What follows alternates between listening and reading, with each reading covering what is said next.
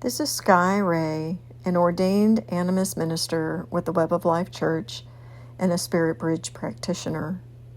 And this is Between Worlds, a podcast where we explore the healing modality of sound journeys.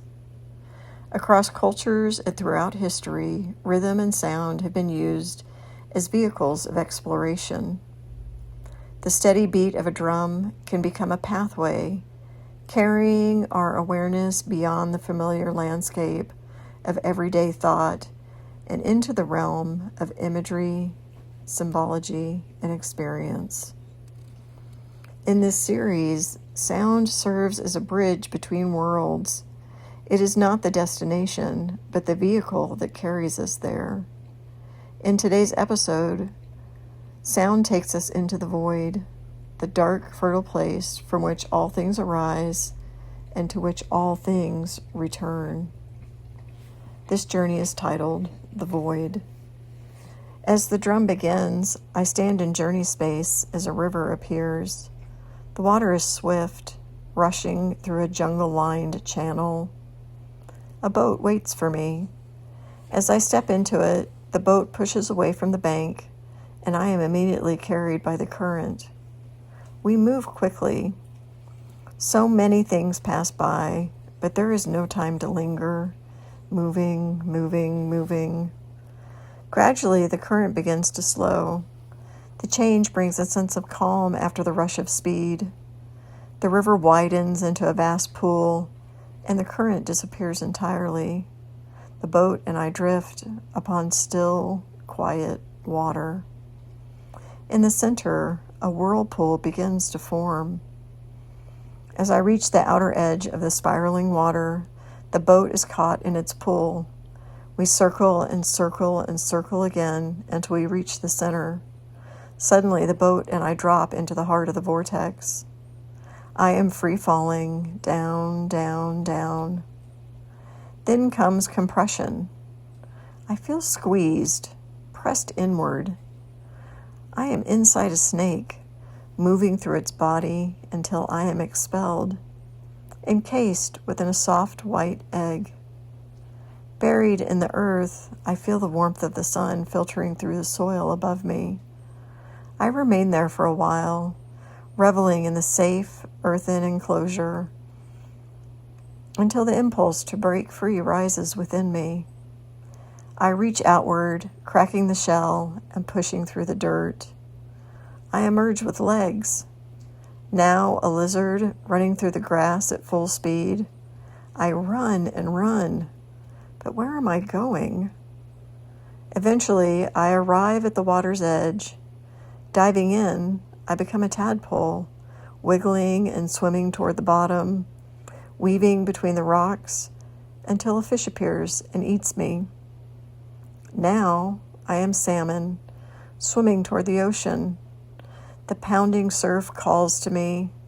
Something deep inside pulls me towards it. I struggle through the crashing waves until I finally break free into the open sea. Now there is only me and the vastness of the ocean. I stare into the endless water, frozen and unable to move. What now? I begin to swim when suddenly an eagle swoops down, lifts me from the water, and carries me to the shore where it eats me. Now I am the eagle. I fly upward to a tall tree, perched high above the land. Again there is vastness, this time of both ocean and sky. From my perch, I watch the waves pounding the shore, once again feeling overwhelmed. What now? I take flight, and as I fly, I transform back into a human, standing in a small sailing boat. The boat has crossed beyond the surf and now floats in open water. The vastness returns. It overwhelms me. I begin to cry. I hate you, I scream into the open expanse, tears streaming down my face as terror grips my chest. Why are you so big? Why am I so afraid? In each form I faced you. Each time I felt overwhelmed. The vastness terrifies me. Can I make peace with you? I ask through my tears. I slip over the side of the boat and back into the water. As I swim, my legs fuse into a fin, and I become a mermaid. The fear subsides as joy floods my body. A turtle swims past, and we travel together for a while. My sadness softens. The sound of the surf fades into the distant rhythm of the drum and the cry of a coyote. A voice tells me it is time to grow legs and live upon the land. Are there turtles there? I ask. Yes, the voice replies, and they have legs there too. The fin part of me is torn away, and I find myself standing in a forest. I feel uncertain. The forest feels unfamiliar. I wander slowly, touching the moss on the trees and feeling the soft ground beneath my feet. Then a house appears. I walk through the front door. A fire burns warmly in the fireplace, and I sit beside it. Outside, owls call like old friends. A bowl of fresh stew waits beside the chair. I eat hungrily. The food is nourishing and delicious. Exhausted, I walk to the bed and crawl beneath the blankets. The bed is warm and soft, and I burrow deeply beneath the covers. Rest, a voice says gently. A hand strokes my head. Rest. Yet rest feels difficult. The voice repeats the word again and again until I begin to let my body receive it.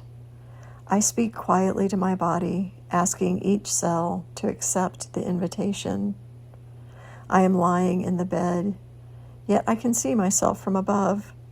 My body is stretched outward like the Vitruvian man, my mouth slightly open, a soft snore escaping.